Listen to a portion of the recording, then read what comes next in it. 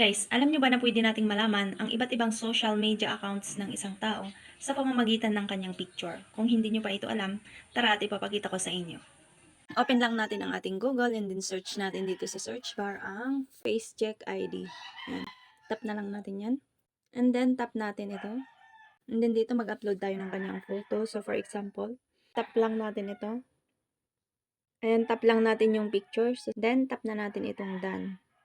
Nag-start na po siyang mag-browse. Then, tap natin ito. Tap natin itong box. Then, tap natin itong agree and search. And so, need natin gawin itong puzzle.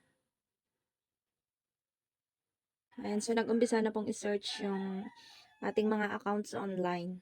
O yung account ng tao na ginamit nyo ang kanyang picture. Ayan, so ito na yung result. Mag-scroll down lang kayo at makikita nyo dito yung iba't ibang social media account ng isang tao.